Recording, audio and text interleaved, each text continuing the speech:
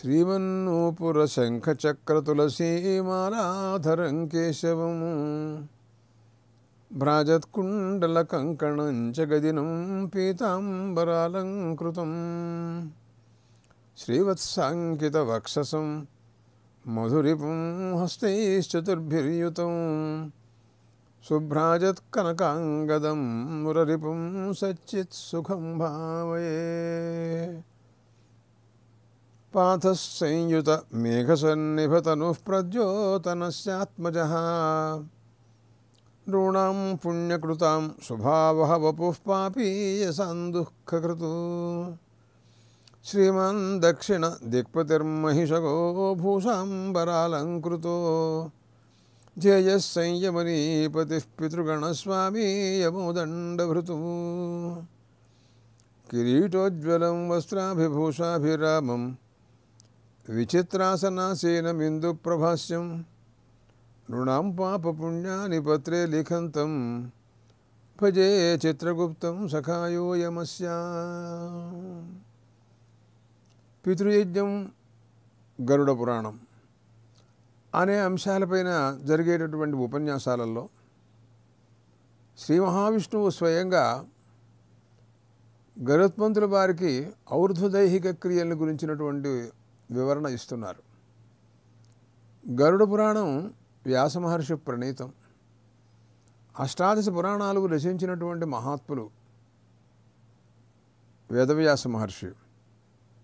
ఆయన ద్వాపరాంతంలో రాబోయే కలియుగంలో అల్పాయుష్కులు పుడతారని, సమస్త వేదాధ్యయనం అసాధ్యమని, అయినప్పటికీ కూడాను సమస్త వేదవాంగ్మయం యొక్క రహస్యాన్ని లోకానికి అందించాలనేటటువంటి సత్సంకల్పంతో ఆయన అష్టాదశ పురాణాలు రచించారు. అలాగ దాని తర్వాత భారత పంచమో వేద మహాభారతాన్ని రచించారు. అది కూడా ఒక వేదం అన్నారు, దాన్ని ఏకంగా పంచమ వేదం అని పేరెట్టారు.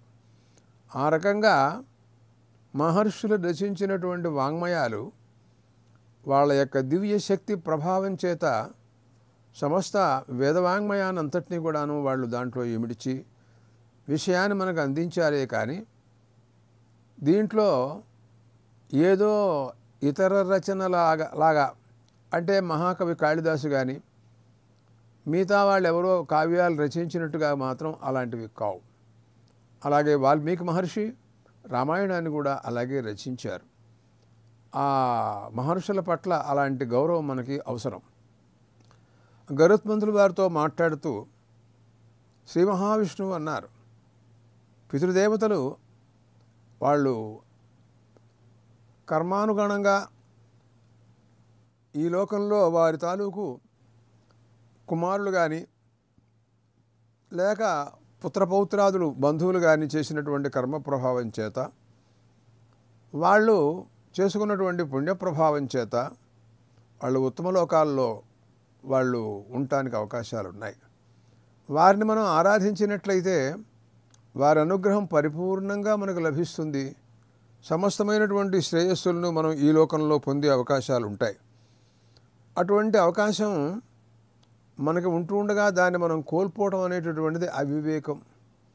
చూడండి, ఆయన మహర్షి గరుత్మంతుల వారితో చెబుతూ శ్రీ మహావిష్ణువు అన్న మాటలలో రుచి అని ఒక ప్రజాపతి ఆయన పితృసూక్తం పితృదేవతలను ఉద్దేశించి చాలా గొప్ప శ్లోకాలు రాశారు ఆయన సూక్త రూపంతో. అక్కడ చెబుతారు కూడాను, ఈ సూక్తాన్ని శ్రాద్ధకాలంలో భోక్తలకు వినిపించినట్టయితే అక్షయ ఫలం వస్తుంది అని కూడా చెబుతారు. దాంట్లో ఒక మాట చూడండి, సోమస్య ఏ రశ్మిషు ఏ అర్కబింబే శుక్లే విమానే చ సదా వసంతి అని ఒక మాట అన్నారండి ఆయన. ఆ పితృదేవతలు ఎక్కడ ఉంటారు ఏమిటి అనే విషయాన్ని గురించి మాట్లాడుతూ క్రమక్రమంగా వాళ్ళకు ఉన్నత స్థితిని గొప్ప గొప్ప స్థానాల్లో ఉండే అవకాశాలు ఉంటూ ఉంటాయి. అది ఏమిటి అని మనం చూసినట్టయితే సోమస్య ఏ రశ్మిషు, సోమస్య ఏ రశ్మిషు అన్నాడండి. చంద్రకాంతి అంటే వెన్నెల అని అర్థం అన్నమాట. ఆ చంద్రుడి యొక్క కిరణాలు, అలాగే సూర్యబింబం అండి, అటువంటి వాటిల్లో ఉంటారట వాళ్ళు. అదేమిటండి, చంద్రకాంతి అంటే చంద్రుడు చాలా చల్లగా ఉంటాడు అని ప్రసిద్ధి కదండి. మనందరం చూస్తూనే ఉన్నాం. అసలు ఆ చంద్రకిరణాల మీద పడితే మనిషి ముద్దయిపోతాడండి. అటువంటి దాంట్లో అసలు చంద్రమండలం చాలా దూరంగా ఉందని, సూర్యమండలం కంటే ఇంకా ఎంతో దూరంగా ఉంది అని జ్యోతిష్ శాస్త్రజ్ఞులు చెబుతారు. అక్కడ ఉంటే ఇక్కడ ఉన్నటువంటి మన శరీరం పైన హేమంత ఋతువులో ఆ కిరణాలు పడినట్లయితే మనందరం కూడాను చలికి ఆగలేం. అలాంటి దాంట్లో వాళ్ళు ఉంటారట, తిరుగుతూ ఉంటారట వాళ్ళు స్వేచ్ఛానుసారంగా. అనగా వాళ్ళకి అణిమాది శక్తులన్నీ కూడా వాళ్ళ దగ్గర ఉంటాయన్నమాట. అలాంటి వాళ్ళు మన పితృదేవతలు అలాంటి వాళ్ళు అయినప్పుడు మనం వాళ్ళని ఆరాధిస్తే వాళ్ళు మనం అనుగ్రహించడానికి సిద్ధంగా ఉన్నప్పుడు మనం ఆరాధించడం కోసమని ఆలోచించటం, దానిపైన అనుమానాలు, శ్రాద్ధం పెట్టటమా మాంటమా, ఈ ఖర్చంతా ఎందుకు, వాళ్ళకి వెళ్ళిందా అని ఇలాంటి ఆలోచనలు ఎందుకండి? అంటే ప్రామాణ్య బుద్ధి లేకే. వ్యాస మహర్షి గరుడ పురాణం రచించినాడనేటటువంటి విశ్వాసం లేదు. దాంట్లో శ్రీ మహావిష్ణువు గరుత్మంతులు వారికి చెబుతున్నారనేటటువంటి విశ్వాసం కూడా లేదన్నమాట వాళ్ళకి. మనం ఏం చేయలేం. అటువంటి పరిస్థితులలో సరే మనం ఏం చెప్పలేం కదండి. వాళ్ళ సంస్కారాలు వాళ్ళ భావాలు అలా ఉంటే మనం ఏం చేస్తాం. సూర్యబింబంలో కూడా ఉంటారటండి వాళ్ళు. అసలు ఆ సూర్యకిరణాలు వేసవికాలం అసలు ఇక్కడ మన భూలోకంలో మనం ఆ కిరణాలను తాకలేం, మాడిపోతున్నాం వేసవికాలం. అటువంటి దాంట్లో వాళ్ళు ఆ సూర్యబింబంలో నివసిస్తారటండి. అదేమిటండి అసలు? శుక్లే విమానేచ సదా వసంతి, తెల్లటి విమానాల మీద ప్రయాణాలు చేస్తూ ఉంటారటండి వాళ్ళు. ఆశ్చర్యం.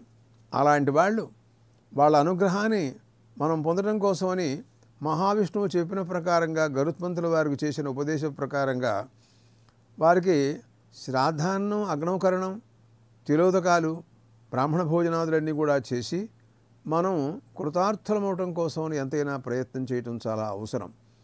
చూడండి, మనకి ఈ ఉపదేశం అనేటటువంటిది వేదములు మనకు బోధిస్తున్నాయనే విషయాన్ని కేవలం శ్రీ మహావిష్ణువు గరుత్మంతుల వారికి గరుడ పురాణంలో చెబుతున్నారనే మీరు అనుకోవద్దు. మనుస్మృతిలో మనువు గారు చెప్పిన మాట వింటే మనకి ఇంకొంచెం ప్రామాణ్య బుద్ధి ఎక్కువ కలుగుతుంది అని నేను అడుగడుగునా చెబుతూ ఉంటాను. పితృదేవ మనుష్యాణం వేదశ్చక్షు సనాతనం అశక్యంచ అప్రమేయంచ సర్వం వేదాత్ ప్రసిద్ధ్యతి అన్నారాయన మహర్షి. మనుస్మృతి మనువు గారు మహర్షి. ఆయన మనకి ఏది సాధ్యం కాదో, మన ఊహకు అందదో, మనం చూడలేమో, ఆలోచన కూడా దొరకదో, అటువంటివన్నీ కూడా వేదాల వలన సిద్ధిస్తాయి అని అన్నారు ఆయన. పితృదేవ మనుష్యాణం, మన ఒక్కళ్ళకే కాదు దేవతలకండి. వాళ్ళు కూడా ఈ మనుస్మృతిని ఆశ్రయించి వాళ్ళు కూడా నిర్ణయాలు తీసుకోవాల్సిందే. వేదాలు చెప్పిన ప్రకారంగా వినవలసిందే. వేదాన్ని అతిక్రమించడానికి దేవతలకి అధికారం లేదు, పితృదేవతలకి అధికారం లేదు. అందువలన పితృదేవ మనుష్యాణం వేదశ్చక్షు సనాతనం అన్నాడండి. సనాతన చక్షు అన్నాడు. అంటే మన కళ్ళు ఉన్నాయనుకోండి, సనాతన కళ్ళు కావు మంది. అసలు మనం చూడలేము. చూసినా ఒకటి ఉంటే ఒకటి కనపడుతూ ఉంటుంది. ఇవన్నీ కూడాను గుడ్డితనం. అబ్బో, మన నేత్రాలకు ఉండే అనారోగ్యాలు కానీ దోషాలు కానీ మనం వర్ణనాతీతం. కాబట్టి అలాంటిది కాకుండా సనాతనమైన చక్షుస్సు అది అని చెప్పారు ఆయన. కాబట్టి దాంట్లో మాట్లాడుతూ అన్నారు, గరుత్మంతుడితో మాట్లాడుతూ, గరుడా మానవానాం భూలోకే దుఃఖసాగర సాధనాన్ని, లోకంలో మానవులు వాళ్ళ దుఃఖాలని దాటి సుఖంగా ఉండటానికి కొన్ని సాధనాలు చెబుతున్నాను వినవయ్యా. ఈ సాధనాలు కనుక వాళ్ళు ఆచరించినట్టయితే తప్పకుండా దుఃఖ సముద్రంలోంచి బయటపడతారయ్యా అని దయాదృష్టితో మాట్లాడుతున్నటువంటి విషయాలండి. ఇప్పుడు ఒక్క విషయం కూడా మనం గుర్తుంచుకోవాలి. దుఃఖాలు చెప్పేటటువంటి శ్రీ మహావిష్ణువుకి లేవు, వినేటటువంటి గరుత్మంతుల వారికి అంతకంటే లేవు. కానీ ఎవరి కోసం చెబుతున్నట్టు ఇదంతా ఇంత కష్టపడి అయినా మన కోసమనే. అయినా మనం పట్టించుకోము, పెడ చెవిని పెడతాము అన్నాం అనుకోండి, అది మన దురదృష్టం, అంతకంటే వేరే సమాధానం లేదు కదా. మమ శ్వేత సముద్భవా స్థిలాస్తార్క్ష్య పవిత్ర అసురా దానవా దైత్యా విద్రవంతి తిలైస్తథా అన్నారండి. తిలల గురించి మాట్లాడుతున్నారు ఆయన. అంటే తిలోదకాన్ని ఇవ్వమని కదా మనం చెబుతున్నాం. ఏమండి తిలోదకాలు ఎందుకండి? నా ఇంట్లో ఆవాలు ఉన్నాయి, మెంతులు ఉన్నాయి, వాట్లతో ఇస్తాను అని ఒక ఆయన అన్నాడు.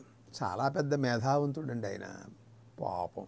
అంటే ఏం లేదు, మనం చెప్పింది చేయకూడదు అంతే, పట్టుదల మనిషికి, అంతకంటే ఏం లేదు. పోనీ తిలలుంటే కొంతమంది ఇంకో రకమైనటువంటి భావాలు ఉండవు. తిలలను చూస్తే వాళ్ళు భయపడతారట. అంటే ఆ తిలలుట పితృదేవతల్ని ఉద్దేశించి తద్దినం రోజున శ్రాద్ధం రోజున ఇస్తారు కాబట్టి అవి మళ్ళీ ఆ తద్దినం రోజునే ఉండాలి తప్ప మన ఇంట్లో అసలు ఇంట్లో ఉండకూడదు, చూడకూడదు. అవి చూస్తే భయం, స్నానం చేసి గడగడలాడిపోతుంటారు కొంతమంది. ఎంత అజ్ఞానం అండి ఇది! అజ్ఞానానికి పరాకాష్ఠ అంటారు దీని పేరు, తెలియలేండి. దాని చూడు ఆయన గురించి మాట్లాడతారు. మమస్వేద సముద్భవ స్థిలాస్తార్క్ష. గరుత్మంతుల వారితో మాట్లాడుతూ, గరుడా నా స్వేదం చెమటలోంచి తెలలు పుట్టాయ్యా అన్నాడండి ఆయన. మహావిష్ణువులోంచి పుట్టాయిటండి అవి. అవి ఎంత పవిత్రమైనటువంటివో, పితృదేవతలకు ఎంత ప్రీతి కారణాలో. అసలు రోజు కూడా మనుస్మృతిలో మనుగారనే మాట చూశారా? రోజు పితృదేవతలను ఉద్దేశించి ఎత్కించుతూ ఏదో దానం చేయమని చెబుతాడు ఆయన. ఒక ఉదకం నీళ్ళు ఇవ్వవయ్యా, వాకిట్లోకి వచ్చాడు, ఆయనకి దాహం తీర్చడం కోసం ఆయనకు మంచినీళ్ళు ఆసనం కూర్చోబెట్టు. లేకపోతే ఒక ఫలం ఇవ్వయ్యా, ఒక కాయ, ఒక పండు, ఒక కాస్త అన్నం, కాసిన మంచినీళ్ళు. అరే అది కూడా ఇవ్వలేవా? లేకపోతే సూనృతా వాక్ అంటాడు ఆయన. మంచి మాట. బాగున్నారండి, సంతోషం, మీరు రావడం ఆనందంగా ఉందండి. ఎప్పుడు రారు, మీరు ఎందుకు వస్తారండి? చాలా ఆనందపడుతున్నానండి నేను రావడం చేత. అరే ఈ మాట కూడా నోరేమైపోయింది? అక్కడి నుంచి వచ్చిన వాడిని కొరకొరా చూడటం, ఎందుకు వచ్చావురా అన్నట్టుగా మాట్లాడటం. సరేలేవా ఇటువంటి వాళ్ళు చాలామంది వస్తుంటారంటూ, ఓరు నాయను ఎంత అహంకారమో చూశారా? అందువలన అలాగా కాకుండా అలా చేసినట్టయితే పితృదేవతలు సంతోషిస్తారు అని రోజు పితృదేవతలను ఉద్దేశించి ఏదో ఎత్కించి తీస్తూ ఉండాల్సింది అని మనువారు మనుస్మృతిలో అన్నారు. అందువలన మమస్వేద సముద్భవా, నా చెమటలోంచి పుట్టాయ్యా ఇవి, పరమ పవిత్రమైనటువంటివి అని చెప్పారండి మహావిష్ణువు చెప్పిన మాట. అసురా దానవా దైత్య విద్రవంతి తిలైస్తథా. ఆ తిలల్ని చూస్తే చాలటండి, రాక్షసులు, దానవులు, ఇంకా ఆ రాక్షసుల్లో ఉండే తెగలు, రకరకాల రాక్షసుల్లో భేదాలు ఉన్నాయి, వాళ్ళందరూ కూడా పారిపోతారటండి. అంటే మన ఇంట్లో తెలలు ఉన్నట్లయితే రాక్షసులకి తావు లేదు అని గరుడ పురాణంలో శ్రీ మహావిష్ణువు గరుత్మంతుల వారితో చెబుతూ ఉంటే, మనవాళ్ళు ఆ శ్రాద్ధం రోజున తప్ప మిగిలిన రోజులు మన ఇంట్లో తెలలు ఉండకూడదు అని అన్నారు. అంటే రాక్షసులకి అక్కడికే ఇంకా మిగతా వాళ్ళందరినీ ఆవాహన చేసి ఇంట్లో పెట్టుకున్నట్టే అని దానికి అర్థం అనమాట. అంటే రాక్షసులు మీ ఇంట్లో ఉండటం మంచిదేనా? మీకు ప్రాణాలు తీసేస్తారయ్యా బాబు వాళ్ళు. అలాంటి వాళ్ళని కొంపలో ఉంచుకుంటానంటారేంటండి వీళ్ళు? వాళ్ళు ఉండకుండా ఉండే మార్గం నేను చెబుతాను అంటే నువ్వు చెప్పొద్దు అనవసరంగాను, ఆ తెలలు ఇంట్లో పెట్టమోక. ఏం మూర్ఖతనమో చెప్పలేనండి నేను ఇది. అందుకోసమని అసురాదానవా దైత్య విద్రవంతి తిలైస్తథా తిలాశ్వేతాశ్తిలా కృష్ణాశ్తిలా గోమ మూత్ర సన్నిభా దహంతు మే పాపాని శరీరేణ కృతాని వై. తెలలు రకరకాలుగా ఉన్నాయండి. కొంతమంది తెల్ల తెలలు అంటే తెల్లగా ఉంటాయి, కొన్ని నల్లగా ఉంటాయి, కొన్ని గోధుమ రంగులో ఉంటాయి, రకాలుగా ఉంటాయండి. ఏమున్నా పర్వాలేదు, ఏవైనా పర్వాలా. తిలా కృష్ణాస్తిలా శ్వేతాస్తిలా సౌమ్యావశానుగా తిలా పునంతు మే పాపం యత్కించిత్ దురితం మయి స్వాహ అని మనం హోమాలు చేస్తూ ఉంటామండి. అది ఎంతో నాలో ఉన్న సమస్త పాపాలని పోగొట్టవలసిందిగా నిన్ను అగ్నిదేవుడికి ఇస్తున్నాను అని తెలలతో హోమం చేస్తున్నాడండి. అంటే ఆ తెలలు మన ఇంట్లో ఉండకూడదంటే మరి హోమం ఎలా చేసుకుంటామండి? హోమాలు చేయొద్దు అసలు, తెలలతోనూ మన పాపాలు మనలోనే ఉండిపోవాలి, అవి బయటకు పోకూడదు. ఆహా, ఏమి భావాలండి మహానుభావులు కొంతమంది దేశంలో. ఏం చేస్తాం, కర్మ. తిలా శ్వేతా స్థిలా కృష్ణ తిలా గోమూత్ర సన్నిభ దహంతు మే పాపాని. ఆ తెలలున్న ఆ పాపాలన్నిటి కూడా నువ్వు బూడిద చేయుగాక. శరీరేణ కృతానివై, శరీరాలతో అనేక పాపాలని మనం చేసేది. ప్రాణులందరూ నడుస్తూ ఉంటే చచ్చిపోతూ ఉంటారు కొంతమంది. ఆ పాపం మనకు అంటుతుంది కదా. ఇంకా అనేకం ఎవరిని పీడిస్తున్నామో, ఎవరిని కొడుతున్నామో, ఏం చేస్తున్నామో మనకే తెలియదు. అసురాదానవా దైత్య విద్రవంతి తలయిస్తత. అసలు రాక్షసులందరూ కూడా పారిపోతారటండి ఆ తెలలను చూచి. అసలు శ్రాద్ధకాలంలో తెలలతో నువ్వు శ్రాద్ధం పెట్టేటప్పుడు తెల తర్పణం చేయడం అనేది ఎందుకనంట ఉద్దేశం? రాక్షసులు పోవటం కోసమనే ఆ తెలలంట చల్లతారు, చల్లుతారు మొత్తం ఆ ప్రదేశం అంతా కూడా. మీరు శ్రాద్ధకాలంలో గమనించారో లేదో. అది ఎందుకో తెలుసా? రాక్షసులు అక్కడికి రాకూడదు అని దానికి అర్థం అనమాట. మనం ప్రారంభంలోనే మీకు సంధ్యావందనం మిగతా కర్మలు చేసేటప్పుడు ఒక మాట అంటారు, మీకు గుర్తుందో లేదో.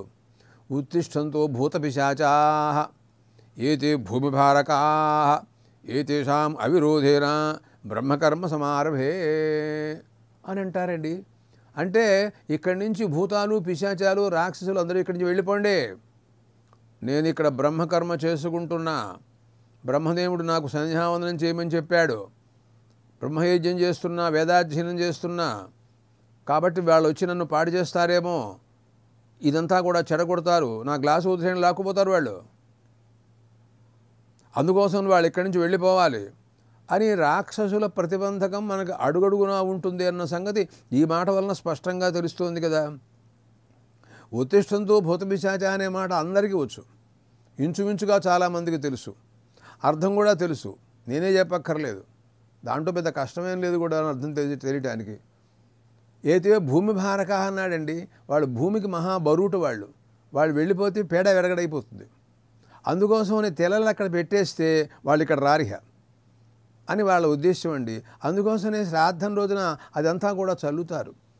అసురా దానవ ఏకయేవతిలో దత్త హేమద్రోణ తెలయిస్మ తర్పణే దాన హోమేషు దత్తో భవతి చ అక్షయ అన్నారు శ్రీ మహావిష్ణువు మాట్లాడుతూ గరుత్మంతుల వారితో గరుడు పురాణంలో.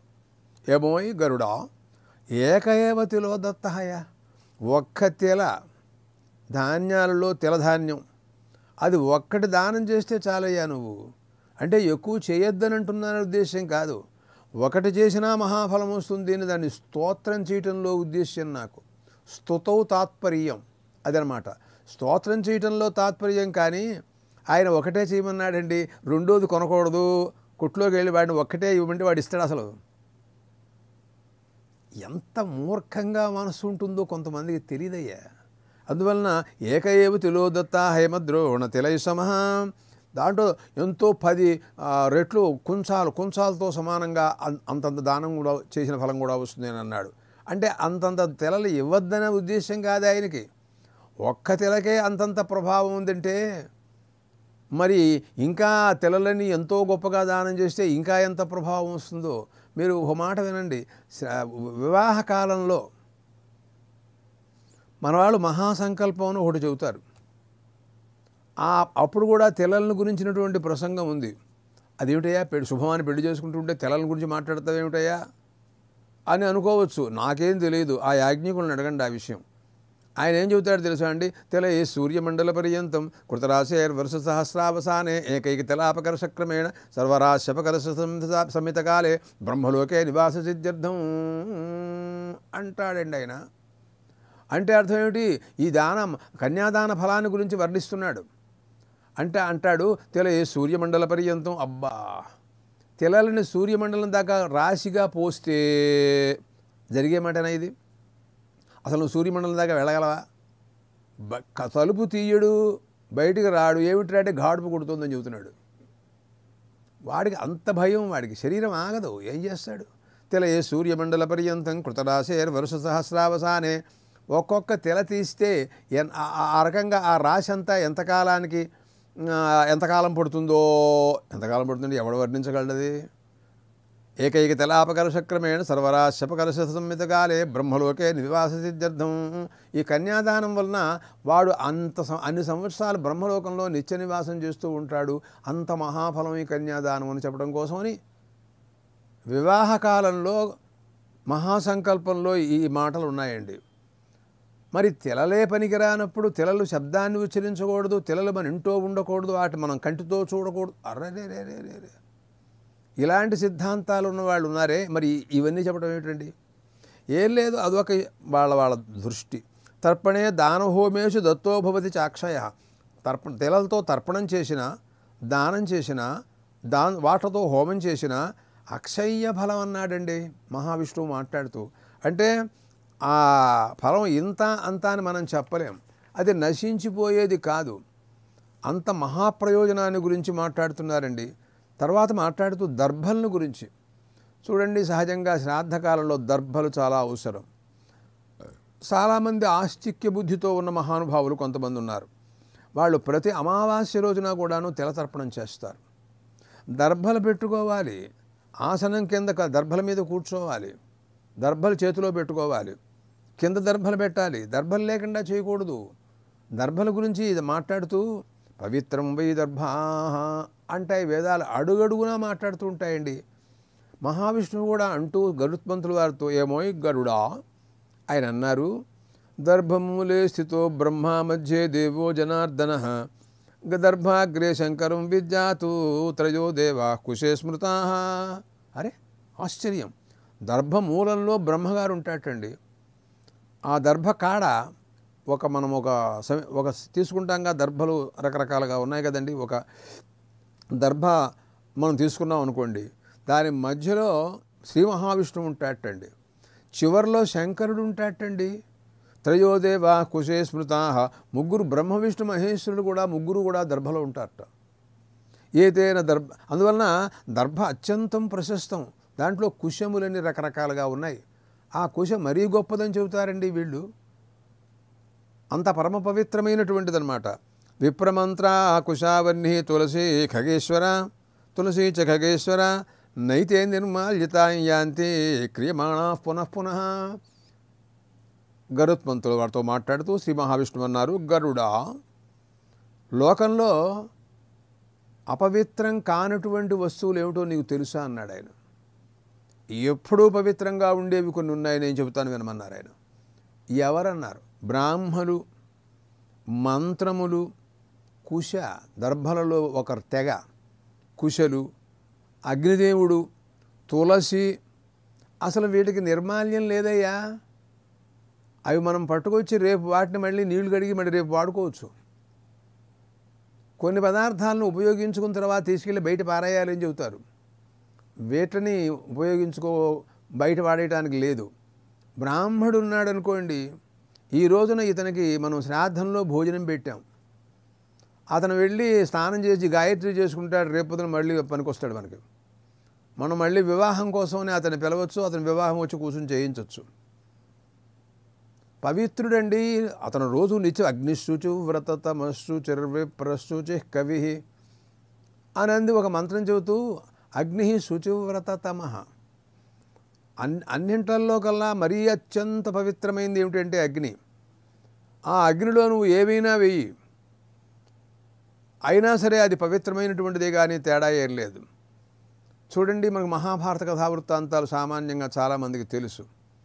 అగ్నిదేవుడికి శరీరంలో సంవత్సరాలు సత్రయాగాలు చేస్తే నెయ్యి తాగి మాంద్యం ఏర్పడి అజీర్ణ వ్యాధి ఏర్పడిందని, దానికోసం ఓషధుల యొక్క రసం. మనకు కూడా అజీర్ణం ఉంటే డాక్టర్ దగ్గరికి వెళ్ళి మందులు తెచ్చుకుంటాం. ఆ మందు వలన ఆ అజీర్ణం తగ్గుతుంది. ఆయనకి ఆ అజీర్ణం, ఈ డాక్టర్లు ఈ మందులు పనికిరాల. మొత్తం దేవేంద్రుడికి భూలోకంలో ఒక వనం ఉంది, ఖాండవ వనం అంటారు దాన్ని. దాంట్లో ఎన్ని ఓషధులు ఉన్నాయో తెలియదు. దాంట్లో వెళ్ళి కూర్చున్నాడు, మొత్తం అంతా మాడిపోయింది. అప్పటికి ఆయన తగ్గింది అది. అంటే దాంట్లో జంతువులని కూడా పోయినాయి. ఆయన మాంసం దాంట్లో ఏదైనా పశువులను పడేసారనుకుంటే కాల్చేస్తాడు. అలా అని ఈయన మాంసం ఆయనలో పడేసాం, తినేశాడు కాబట్టి ఈ అగ్నిదేవుడు పనికిరాడండి అని అనటానికి లేదు. మనకి ఎప్పుడూ పవిత్రుడే, ఎప్పుడూ ఉపయోగించుకోవచ్చు. అలాగే బ్రాహ్మడు కూడా అలాంటి వాడే. తులసి దళం ఉందనుకోండి, మనం కోసాము, ఇవాళ పూజలో పెట్టుకున్నాము, రేపొద్దున కడిగి మళ్ళీ ఉపయోగించుకోవచ్చు. అంతేగాని దాన్ని పారేయక్కర్లేదు, అపవిత్రం కాదది. అలాగా మంత్రములు, ఏమండి నిన్న మంత్రాలు చదివారు, మళ్ళీ నిన్న ఒక పెళ్ళండి, ఆ పెళ్ళికి ఆయన బ్రహ్మగారు పురోహితుడు మంత్రాలు చదివాడు. మళ్ళీ సాయంకాలం ఇంకో పెళ్ళి వచ్చింది, మళ్ళీ సాయంకాలం వెళ్ళాడు, మళ్ళీ అక్కడ చెబుతున్నాడండి ఈ మంత్రాలన్నీ మళ్ళీ అక్కడే. అగ్నిరయితు ప్రథమో దేవత నాగుంసోస్యై ప్రజాముంచదు మృత్యుపాశాత్ తదయగం రాజావరుణోను మన్యతాం అనంటూ మళ్ళీ చదువుతున్నాడు. ఏమయ్యా పొద్దున్న చదివావు ఈ మంత్రాలు, అవి అంటుపడిపోయినాయి, సారం పోయింది, మళ్ళీ సాయంకాలం మళ్ళీ చదువుతున్నావే అనక్కర్లేదు. ఎప్పుడూ అవి మంత్రశక్తితో కూడుకుని ఉంటాయి అన్నమాట. దానికి అర్థం తెలియలా. విప్రమంత్ర కుశావర్ణిస్తులసీ చ ఖగేశ్వర నైతే నిర్మాల్యతాం యాంతి క్రియమాణా పునః పునః. మాటి మాటికి కూడాను వాటిని మనం ఉపయోగించుకోవచ్చయ్యా. తులసి బ్రాహ్మణ గాభా విష్ణురేకాదశీ ఖగా పంచప్రవాహ నౌకాని ఏతాన్యేవ భవాబ్ధు మజ్జతాం రుణాం అన్నారు ఆయన. మరో మాట మాట్లాడుతూ కూడాను గరుత్మంతుల వారితో మాట్లాడుతూ, గరుడా, తులసి, బ్రాహ్మలు, గోవులు, మహావిష్ణువు, ఏకాదశి తిథి, ఈ 5 ఉన్నాయే, ఈ 5 ఏమిటో తెలుసా నీకు? 5 ఓడలు అన్నాడు ఆయన. అదేమిటో ఓడలు అంటావేంటి వీళ్ళని పట్టుకుని అంటే? అది కాదయ్యా, అంటే సంసార సముద్రంలో మునిగి తేలుతూ ఉండేటటువంటి వాళ్ళు, కొట్టిమిట్టాడుతూ వాడు ఎప్పటికే బయటికి రాక ఈదుతూ ఇంకా జీవిస్తాడా జీవించడా అనుకునేటటువంటి పరిస్థితుల్లో అలాంటి వాళ్ళని బయటికి పడేసి తీసుకురావడానికి ఈ 5 ఓడలు అన్నాడు ఆయన. అంటే మానవులు సాంసారిక దుఃఖాలు అనుభవిస్తున్న పరిస్థితులలో ఆ దుఃఖ నివృత్తి కోసమని తులసిని, బ్రాహ్మణులను, గోవులను, విష్ణువును, ఏకాదశి తిథి వీట్లను కనుక సేవించినట్టయితే తప్పకుండా వాళ్ళు దుఃఖ సముద్రంలోంచి బయటపడతారు అని అభిప్రాయంతో మాట్లాడిన మాట. అంటే కొంతమందికి వాళ్ళ సంస్కారం నేనేం చేయలేను దానికి. గోవులంటే కొంతమందికి ద్వేషం అండి, బ్రాహ్మణులంటే ద్వేషం, అలాగే విష్ణువు అంటే ద్వేషం. ఏకాదశి తిథిని గురించి అసలు పట్టించుకున్న వాళ్ళే లేరు దేశంలో. అది చాలా గొప్ప పరమ పవిత్రమైనది, సాక్షాత్ పరమాత్మ స్వరూపం, నా స్వరూపం అని చెబుతున్నారండి. తులసి అంతకంటే గొప్పది. దీంట్లో ఏదైనా మహావిష్ణు స్వరూపమేనండి మీకు. ఇవి పరమాత్మ కంటే వేరు ఏమాత్రం కావు. వీటిని మనం సేవించినట్టయితే విష్ణురు ఏకాదశి గీత ఇంకా చెబుతున్నారు మాట్లాడుతూ గరుత్మంతుల వారితో అన్నారు మహావిష్ణువు, గరుడా,